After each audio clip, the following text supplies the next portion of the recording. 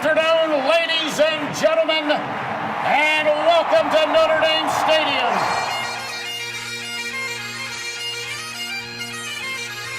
Zibikowski trying to get to the outside. He has blockers in front.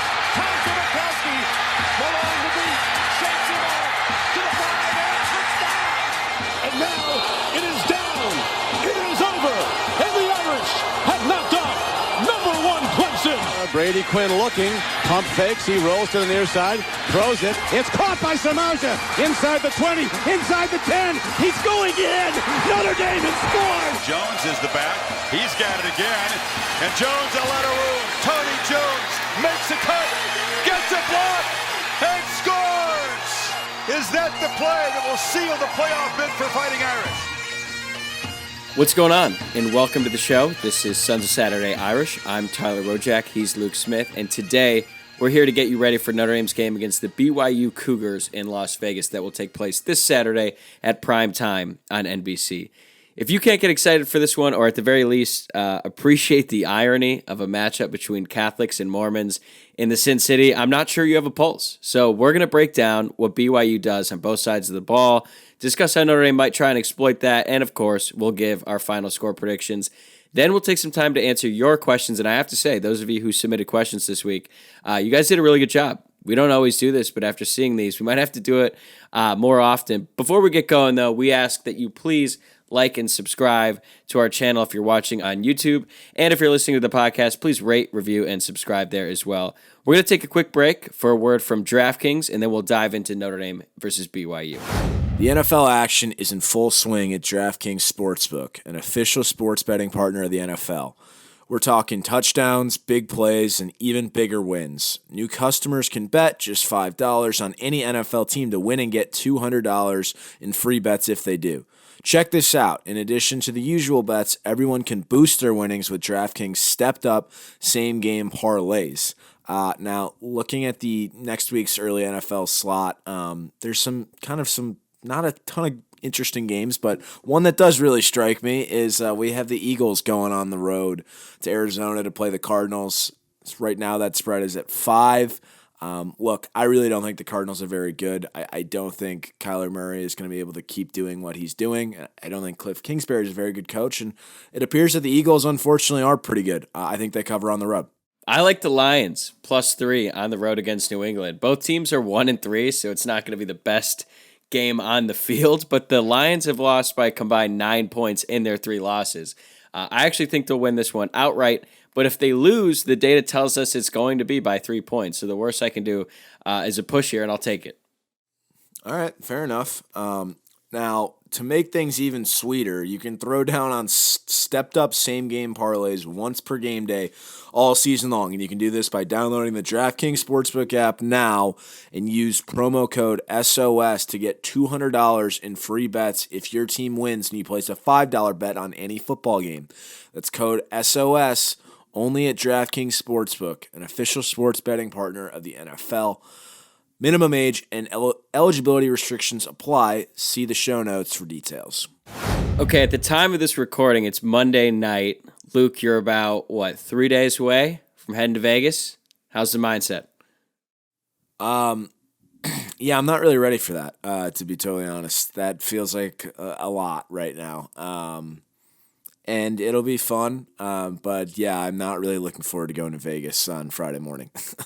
You might be the first person I've heard who has a Vegas trip on a weekend planned and they're not pumped. They're not thinking about it. I mean, pretty much everybody I've talked to is not in the right state for that right now either. So I think there's just a lot of it actually has nothing to do with this team, which you would have thought differently 2 weeks ago. It's just the idea about going to Vegas is a lot right now. Especially to play a Notre Dame football game. It's a very, I don't know. The vibe around this game is weird. I think it's because Notre Dame is coming off a bye week, one that is very early. And you and I talked about this offline. When we went to school there, every single year the bye week landed right around the same time as midterms, right? So around like week 7. That was like a calculated move by the school. Yeah, and I actually, now that you say that, I think another reason for that, right, is that it would usually be like right after midterms, and then fall break would be that week. So it would allow kids like the opportunity to go home for a couple days too, including kids on the team. That's obviously not the case this year. I don't know why they're doing it. I think it's the earliest we've had the bye week since 2014. So it's been quite some time since they've done it this early in the year, and I don't understand the rationale behind it. Maybe it is because this game is being played in Vegas and there's just so much production around it, but I don't know. I don't know the answer. Yeah, either way, just a sort of different vibe around this one. But you're right, Notre Dame, 2 weeks ago, I was feeling very down about this game. Now, that was obviously right after Notre Dame had lost to Marshall, and that same night, BYU was in a double overtime nail-biter against Baylor, where both teams were actively trying to lose. At least their field goal kickers were. But at the time, I thought Baylor was a much better team than they ended up being. They're still pretty good, but that win doesn't look as good in hindsight. And then the following week, BYU gets handled by an Oregon team who I think we're all a little bit unsure about after what they did in the season opener against Georgia, I guess I should say, what Georgia did to them. So set aside the Vegas part, just strictly about BYU. Notre Dame is favored by 3.5. Do you think that's appropriate? Like, how do you feel about Notre Dame's chances in this one? Yeah, I was a little surprised to see that that's where it's at. But like I thought that just maybe it would be closer to a pick 'em. I don't necessarily have a problem with it. I think that a lot of that probably has to do with how BYU looked against Utah State, which was not very good. Notre Dame obviously did some nice things on offense against North Carolina, so maybe there's some thought there. But I mean, look, they're number 16 team in the country, right? And we're not even receiving votes right now, I don't think. So we're still favored by 3.5. I know that the talent would probably tell you that's right, but it's just a little bit interesting. Do you think Notre Dame is automatically ranked if they win this one? I've heard the assumption seems to be yes. I don't know if that would necessarily be true, to be honest. Yeah, I think I'm with you. Like the fact that they're not receiving any votes right now, that there's a lot of ground to make up there. I was surprised. I heard some people say that they think if Notre Dame wins, they just shoot right up, and I'm with you. They're not getting really any votes right now. I guess we'll see. I mean, it just depends on what people's perception is of BYU. But this will be a really interesting matchup. It's so funny. I keep going back to this. You and I after the Ohio State game thinking we're not going to learn anything about this team, and then sure enough, we learned a bunch of unfortunate lessons the following week. And now every week seems like a test. When Notre Dame was playing against North Carolina, I went into that thinking this is going to be a huge test just in the sense of if this offense can't move the ball against North Carolina, who can they move the ball against? Now, they obviously, on offense, they played really well against North Carolina, so that's very encouraging. But BYU is a much better team against North Carolina. So if there's anything from this game that you hope to learn about this team, what do you think it would be? It's a good question. I guess I just want to be able to learn if they can do some of the same things they did on offense last week, particularly, or not last week, the week before, particularly with the running backs, just because I thought they were really creative and able to use them both in the running game and the passing game. And I think they will be able to do some things with that they did against North Carolina, but yeah, I don't know. Every week kind of feels like its own season this year, which is not really how I saw things going. But it's also strange where this is now game 3 of the Drew Pine experience, and it's also coming off a bye, so I have no idea what that means or looks like. But yeah. I like how you said experience rather than era. Two very different meanings. Yeah. Well, it is, and that's intentional. But credit to Drew Pine for what he did against North Carolina. And looking back to last year, now it's a little bit different circumstances because the bye week happened so much later in the season. But Notre Dame pre-bye week in 2021 as opposed to post-bye week, those are two different teams, at least on offense. So this is obviously Marcus Freeman's first time as the head coach with the bye week. I don't know if we're going to experience something like that drastic on either side of the ball, but from based on what he said in his press conferences, Notre Dame practiced, I think it was 3 times last week, and it was pretty physical. Now, guys who are a little bit banged up, like DJ Brown, Ramon Henderson, and apparently even Michael Mayer, didn't practice as much last week. That seems more precautionary. I do think they're all going to play this week. But It's going to be a test for sure. And as you mentioned with Drew Pine, like he's hopefully more comfortable now, and the offense is a little bit more catered to what he does well. And we'll see, because this BYU defense, they haven't really been that great this season. So I guess it could be a good opportunity for Drew to really take that next step after that North Carolina game. Yeah, definitely. Just the ability to build on performances, I think, will be really interesting to see if he can do that. What can you tell us about BYU's defense? It's not an awful group, but I wouldn't say it's a very good group either. Now, last year it was a really bad defense that they had, and so they have made some improvements, I guess, in that regard. But like I said, it's not super impressive either. Schematically, they'll run multiple, but it's mainly a 3-4. They don't blitz very often.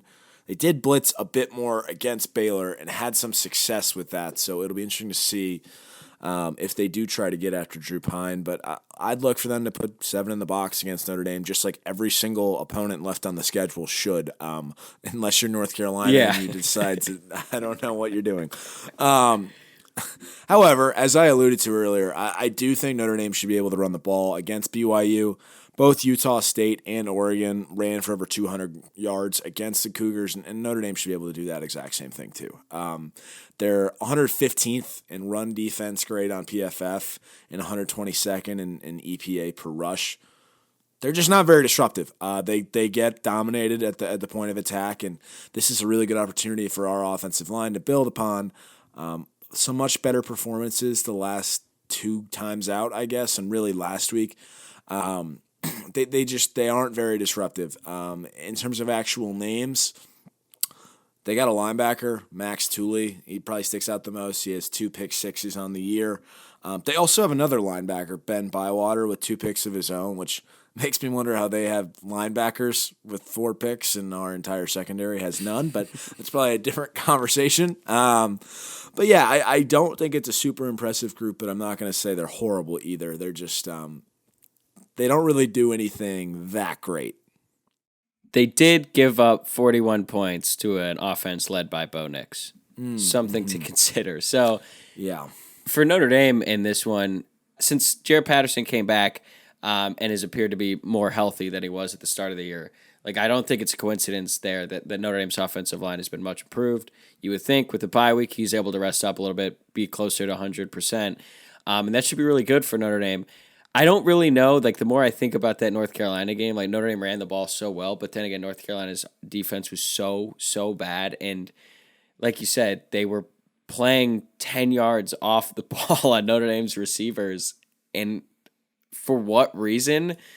I don't know. That's one of those things where like these college football coaches spend nights in their office. I'm sure they spend so much time game planning and prepping, and then they do stuff like that you and I could tell you, like, yeah, the words of Chisholm weren't playing off that day. I honestly, I know it's like a return stint in year 1 of that, but it's kind of remarkable he does still have a job with how bad they've. Although, hey, they held Virginia Tech to 10 points this past week, so bounce back for the North Carolina defense. No, that offense is just dog water. But yeah. I don't expect a similar game plan for the Cougars as the Tar Heels did.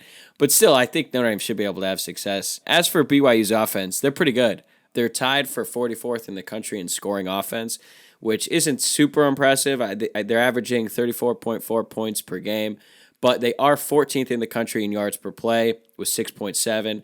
That's very good. And a lot of that has to do with your quarterback, Jaron Hall. He's going to be drafted. Notre Dame, so far this year, this will be the 5th game, and they've already played 3 really good quarterbacks. Jaron Hall's 6'1", 205. He's got a cannon. He loves to throw it deep. BYU has good receivers on the outside to throw it to. But we should point out their top target and their leading receiver last season, Puka Nacua. I'm probably saying that wrong, but I'm trying. He's been injured. His status for Saturday's game is uncertain. But then again, so is Josh Downs', and he tore Notre Dame up. So let's just assume he plays. They've got him. They've got another wideout named Gunnar Romney, who averaged 17.5 yards per catch last season. And then they've got Keanu Hill, who so far this season has 4 touchdowns on 16 receptions. He's averaging 20.6 yards per catch. Honestly, when I was doing research on BYU, I just thought, like, how the hell does BYU have these explosive wide receivers on the outside, but Notre Dame doesn't. But that's either here nor there. Where Notre Dame's defense can have success, BYU doesn't run the ball particularly well. And in their win against Baylor in double overtime, they only rushed for 83 yards, and in their loss to Oregon, they only ran for 61 yards. So the game plan here for Notre Dame is probably pretty simple. Make BYU one-dimensional, shut down the running game, force them into passing situations, and then don't get beat deep because they like to throw it deep. If Notre Dame could just bend and don't break, I think they have a good chance because BYU is really bad in the red zone. They are 104th nationally. Now that, granted, mostly is because their field goal kicker is horrible. They've scored 13 touchdowns in 24 red zone attempts, but as long as Notre Dame can slow down the run or pretty much eliminate it, I feel very good about what Notre Dame's defense can do to contain them because, like I said, they've already played some really good quarterbacks, and they had a lot of success so far against those guys. Yeah, I'm really not that concerned about this BYU offense. It is a fine offense. I mean, really, the only two times I've seen them play this year were that aforementioned double OT game where they tried to lose it a couple different times. And then I watched a little bit of the Utah State game last week, and they didn't look that great. Now, the offense is fine, but I'm really not that concerned. I do think they should be able to get after this quarterback and make his day difficult. Yeah, but you're right. It is just seeing some of these statistics with these receivers with touchdown catches and what we have one receiver with a touchdown catch this year. Yeah. Yeah, that's good. It's not great. Hopefully that changes this weekend, but we'll have to see. One thing I wanted to ask you, you'll obviously be there, so you're going to be the source on this. What do you think the crowd dynamic is going to be for this one? Because I actually think BYU is going to travel really well. Now, granted, it's because Utah is not nearly as far away as Indiana, but I think it's going to be pretty split. I do think BYU fans are pretty rabid. Like, I think what else do they have to do, right? I do think there'll be a decent amount of them, but this kind of feels like it's going to be like a 70-30 Notre Dame split. That's a lot. I mean, it's Vegas. There's so many just random Notre Dame people that are going to be at this. Like, I was kind of thinking about this actually the other day. Not the other day, this morning. This is why I guess I should be excited about going, because there's going to be a lot of people that like are all going to be in one place at the same time. That probably won't happen very often many other times in my life. Like, they're all in Las Vegas at the same time for this football game. Like, that, I guess that is kind of cool. I'm just not that excited about actually going to Las Vegas. It's so early in the week, so hopefully by the end of the week you're more energized, because it is really exhilarating just on any weekend going to Vegas and you're like flying in and you realize sort of the debauchery that is about to happen. Now, this is going to be a little bit different because you've got a football game. You doing 2 full days in Vegas, though, that's going to require some stamina. It's really like a day and a half, I guess, because I feel like Saturday is not as much because the game's at like 4:30 Pacific time or something like that. Yeah. So, but yeah, and then I think I'm out early Sunday. So yeah, we'll see. Yeah, that's the best thing to do is just get the hell out of there. I guess I might be reading too much into this. Last year, now obviously this is a different fan base, I know that, but Utah really showed out in the Pac-12 championship, and I know it's 2 different teams, but I feel like similar programs, similar fan bases, and they completely took over Las Vegas based on everything that we've heard. So I think BYU fans are a little bit more toned down than Utah, but I think there's going to be a super large contingent of BYU fans at this one. You want to get into some score predictions? Yeah, so I think I've kind of made this clear. I don't really have a great feel for how this game is going to go, to be totally honest with you, but I do think we should be able to see a lot of that same stuff we saw with the running backs in the UNC game. It could be because the bye week is so early in the year this year, but it just feels a little bit odd, or like I feel like this season is very start and stop. I don't know. Maybe this is me in my own head, but I do think Notre Dame wins this game. I'm going to say 31-24. Okay. Yeah, I like that. I think these 2 teams are pretty evenly matched. BYU has more of an explosive offense, but like we've been saying, they struggle on the line of scrimmage, and over the past 6 quarters, Notre Dame has really looked good on both lines, and I think that'll continue. But to be honest with you, I think the biggest difference maker in this game is going to be special teams. We've kind of alluded to it already, just how important this could be, but If you're listening and you haven't really watched BYU at all this season, I really can't stress enough how impossibly bad they are. Like, their field goal kicker has converted 1 out of his last 6 field goals. Their long snapper is hurt. Their punter has been bad. They've already given up a kickoff return for a touchdown. So I'm going to go on record here and say Notre Dame is going to block a punt in this one. They've come close multiple times, and we know that the special teams coordinator, Brian Mason, loves to get after it, especially in punt block. I think he doesn't even call it the punt return team. He calls it the punt block team. So I think Notre Dame finally gets over the hump there. They block a punt, and I think special teams is going to be the difference. So I'm going to take Notre Dame by a field goal, 27-24. Okay. Yeah, I could see it being a field goal game, but I feel like it's a game that never really feels that close. Like, I don't know. I feel like this game could kind of be a boring one, to be totally honest with you, but I think we'll win it. If it's boring, that probably bodes well for Notre Dame, I would say. I wouldn't really want to get into a shootout with this team. If there's one thing you want to see from Notre Dame, like I think for me it would be get out to a fast start, because Notre Dame in the first quarter has been absolutely just brutal to watch. So is there anyone, like, player-wise or anyone specifically in this game that you're, like, really excited to see, or at least hoping for the best? I think it's that, what you just mentioned, and also just seeing some more production out of the wide receiver position. Like, it doesn't have to be a lot, but I just need to see a little bit more. It's just to take some of the load off of Michael Mayer and the running backs, because it's there hasn't been a whole lot going on there. Yeah, the bar is so low. Yeah, like, exactly. We're not asking for a lot. Yeah. Like 100 yards receiving, is that too much to ask? It could be. Yeah, it might be. All right. We are going to take a quick break, and then when we come back, we're going to answer your questions here on the show. This episode is sponsored by Haas Company, a lifestyle brand that's about being the best version of yourself. Be the Haas. The Haas lives life without reservations, without doubt, and ready to answer the call each and every day.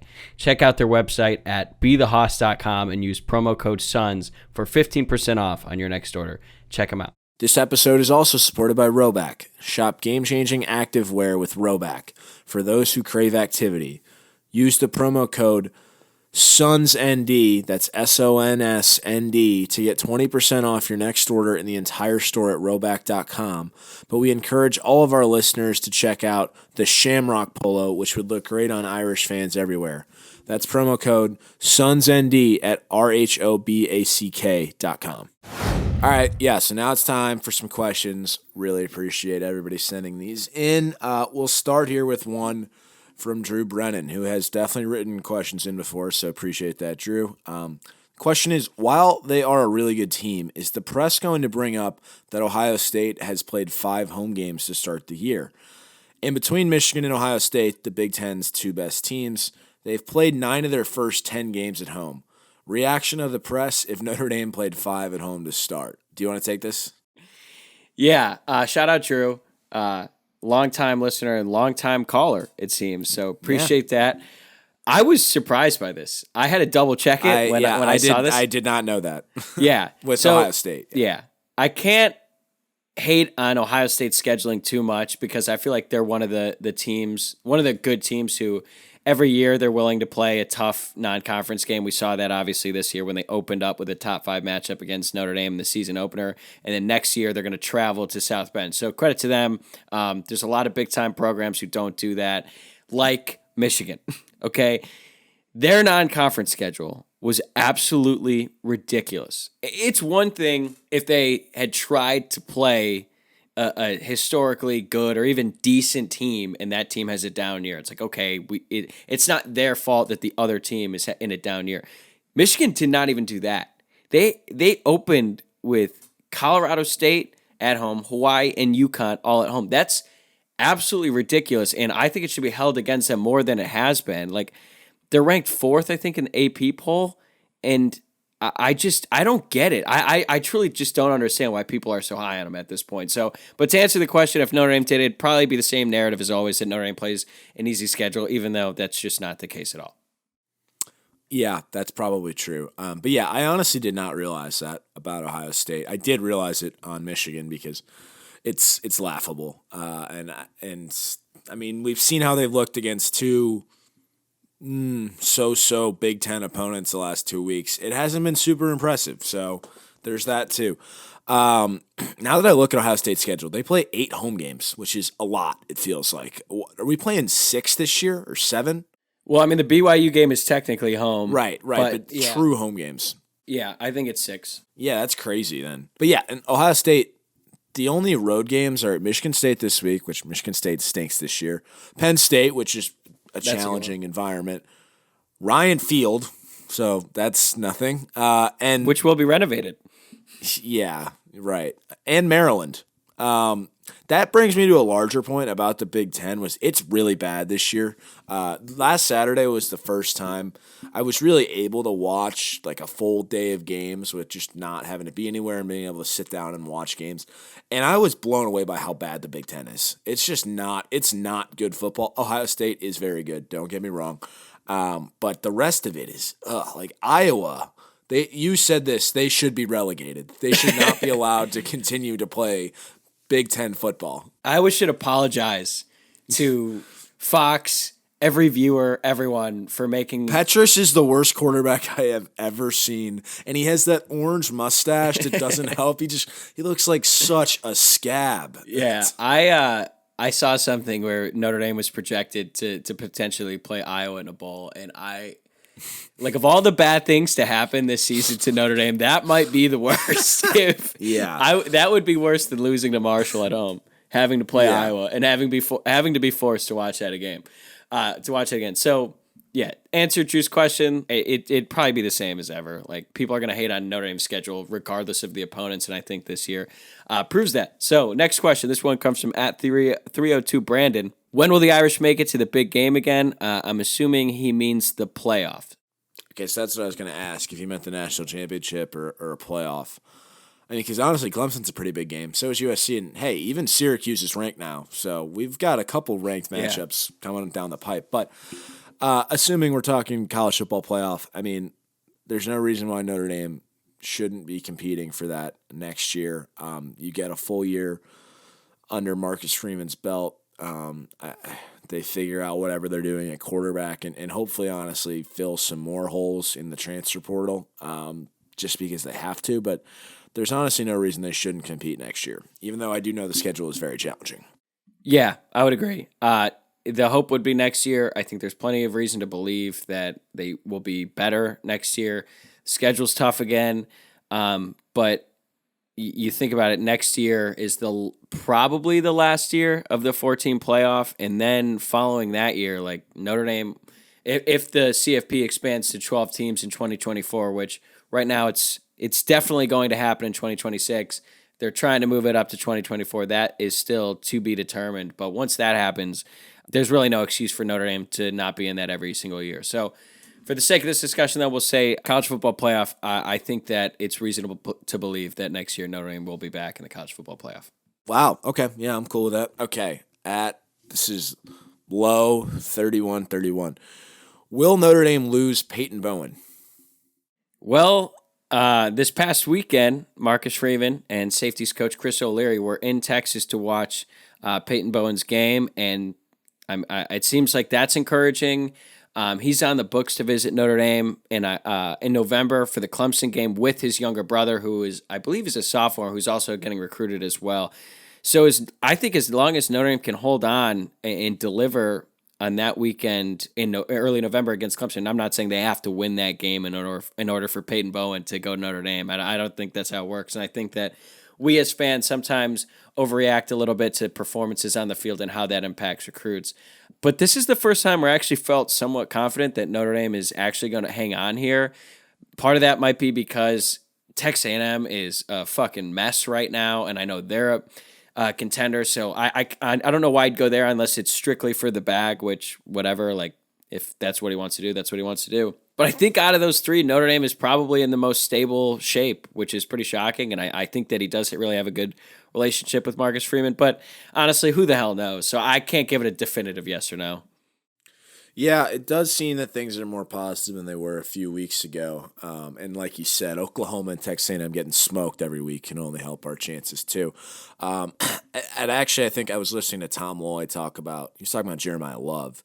And I was kind of shocked that this is just out in the open as it was, but he was talking about how Notre Dame had been better trending for Jeremiah Love over the last couple weeks as well, but Texas A&M is the other big contender there, and he basically said, like, there is a package in place should he go to Texas A&M with NIL, like, this is what we'll pay you. I thought you had to kind of conceal that a little bit more, like you can't actively, but maybe not. But I just thought that was interesting. I know, and it's so funny that information is just so out there, and then we'll get Jimbo at a press conference like banging on the table, getting pissed at people for saying that they just pay recruits and that's how they get it. Like it's information that we all know. All right, so this next one, great question. I love this one. This one comes from @AndrewDC32. As we all know, the in-game music is awful. So what would be your pick for a third down song? Great point. It is awful. We've talked about it at length. I think we were pretty early to this. DJ Sticky Booth has got to go. He's trash. I mean, we all made fun of Crazy Train, but honestly, I would trade back to that right now. And the occasional times they would mix in Du Hast by Rammstein was always kind of funny too. So I don't know. I think that we're all have reached a consensus that what they currently play is awful. And I'm sure that there's a lot of people out there. So if anybody actually wants to tweet at us telling us their own responses, and feel free to, because I'd be really curious to hear what you have to say. I know I brought this up before. This brings back a point. I really think we don't do as good of a job as we could with our run out. They play The Boys Are Back when they're in the locker room and they show a bunch of highlights. And it's like, oh, they should just run out to this right now when people are jumping up and down. And then they show the team prayer and then cut to Hell's Bells, which is really odd. I think they should just run out to that. I think it would be a lot better. So whoever's listening to this, and I know it's not Sticky Boots. He's already been getting DM'd throughout the whole by a lot of people that listen to this podcast. Just if anybody's listening, you can have the credit for the idea, but I'm throwing it out there. Yeah, it seems they didn't really think through like the progression there from Team Prayer to Hell's Bells. It seems a little bit ironic there. So I would pick 3 because I think the thing with Crazy Train is they played it on every single third down. Yeah, so a huge third down play against USC at night can't be the same song as a third down late in the fourth when Notre Dame's up by 50 on New Mexico State. Like there needed to be some contrast there, which there never was. I would pick, I'd rotate between these 3. I would go Backseat Freestyle by Kendrick Lamar. And then I had to look this up to figure out what the actual name is. It's called New Noise by Refused. It's the song, Luke, you'll definitely know this one. It's the song that's playing in the Friday Night Lights movie when they go to the state championship. Like when they show the shot of the Astrodome, that like kind of intense metal song. Do you know what I'm talking about? Yeah, yep, I do. And then it's also, I heard it again in, it's on The Bear, that TV show. They play. That's how they open up the entire show, and it's sick. And then we'll do Thunderstruck by AC/DC, do some oldies, give them some love. And I think if you just rotate among those 3, we will calm down with our complaints about Sticky Boots. I just thought of when he played We're Not Gonna Take It when we were losing to Marshall in the fourth quarter. No. There was also another point last year when we were losing to Toledo. I'm pretty sure it was. Yeah. I think he did it against Navy last year too. When we were down in this. That's just the ultimate like read the room, dude. We cannot be playing this right now. Just an absolute moron. I would almost rather go like silent and just stick with the band like we did before in-game tunes, like 2011 that USC game. Exactly. Yeah. I think that's why there's also a negative association with Crazy Train because of how that game went off the rails, pun intended. But, okay, the next question. This is from Chris Jennis. From what you've seen so far, if Gruppy, did I just mess up his last? I think it's Groupie, but okay. I've heard it multiple ways, so we'll say Groupie. If Blake lines up a 47-yard field goal to win down 2, what's happening? This is the second question from Chris Jennis regarding Groupie, so thanks for that. Clearly he's found a bit here, so I like that. I think he drills it. That's my honest answer. I think he drills it to win the game. I know the complete 180 that we've done on Blake Grupe from I think it was a season preview when we just absolutely destroyed him just based on what we had heard and what we saw that spring game. That was gross. But I'm with you, man. I think he nails it. He's been really good so far. I know he did miss that one against North Carolina. It happens. And everything we hear about him is that he's extremely confident. So good on him for being that confident when he's like 5'5" and 100 pounds. But he did knock down that first kick of the year first kick in an Irish uniform in Columbus. We gave that a 2% chance of happening, and he buried it. So credit to him for knocking it down. And all of a sudden, I feel very confident in our kicker going forward. Yeah, I don't know where that came from, but I'm with you. Yeah, it's a great development, though, for the team. Next one comes from Nick DeSalvo. Why doesn't Notre Dame give Prince Kollie a shot? Linebacker play has been very underwhelming this year. So I think we will see him a lot in the first half on Saturday with J.D. Bertrand missing yet another half due to another targeting call. And I think I really am hopeful to see some things out of him. But, yeah, he's right. The linebacker play has been pretty disappointing so far this year. I mean, there's been some, like, brief moments from Marist, and that's kind of it. He's had some other moments that have really not been that pretty. Bo Bauer is either hurt or is just not fitting in this new system. I think he is hurt. It sounds like he's hurt. Like he's playing through it, but it's one of those that is really affecting his play. Interesting. So, yeah, they haven't really done a whole lot this year. So I don't know. But I think we will see I know we will see him a little bit more, hopefully more than the 10 snaps he played against North Carolina. Yeah, I'm with you. We saw him a little bit, almost got that targeting. But I think the biggest issue for Kollie is that he plays Marist Liufau's position. And I don't think he's as versatile as the other linebackers. And that's probably just because he's only a sophomore and he's got a bunch of older guys in front of him. But I agree the linebacker play has been pretty underwhelming. Jack Kaiser is, I feel like there's a lot of talk about him in the preseason. You'd like to see a little bit more from him. But I do think he's going to start playing more and more as the season goes along. And, you got to remember, he's still young. This is his second defensive coordinator in as many years, and he dealt with all kinds of shit last season. So I think that's the reason why it's taken him a little bit longer to get adjusted, but it's still very early on in the season, and Al Golden seems very high on him. So I think we'll start seeing him more and more. Somewhat related to poor linebacker play. Next question comes from Jack Morris. 2 targetings and subpar play. Should Bertrand's captainship be revoked? I'll let you take the first crack. I don't know if he's joking here. I think he's probably somewhere in the middle. Yeah, somewhere in the middle. Okay. So his captaincy should not be revoked. Let's get that out of the way, especially considering we all agree that targeting call against North Carolina was so weak. Notre Dame tried to appeal it. It sounds like that got swiftly denied. But I think Bertrand is a solid player when he's out there. He's not the best linebacker ever. He's certainly not the most athletic. But last season, he was maybe the most consistent guy on Notre Dame's defense until the very end of the season when he was practically just ran into the ground and he only had one functioning hand. So I understand why fans have been disappointed in him in all year, or have been disappointed in him so far this season. But in the very limited action he had against North Carolina, I don't know if he got credit for the forced fumble on Drake May, but it was in large part because of the pressure he got on him. So, no, I don't even want to know what it would take to require getting your captaincy revoked, but this would certainly not be it. Well, I'm pretty sure we know it's called not paying your parking tickets, like what happened with Ronnie Stanley. Yeah, but he was not a captain yet. It just prevented him from becoming a captain. He was, though, if you recall. They named him a captain in the Showtime show, and it showed that, and then they had to revoke I didn't know that. Wow. Yeah. Okay, then I take it back. Maybe it's actually a lot easier to get your captaincy revoked. Yeah, Sampson actually went in on this pretty hard. I think he called it selfish. It was kind of a whole thing.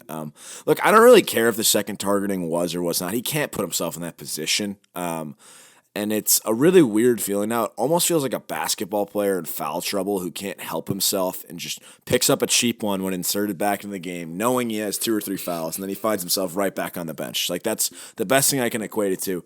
Like, honestly, would you be surprised if it happened again Saturday? He just gets, at what point...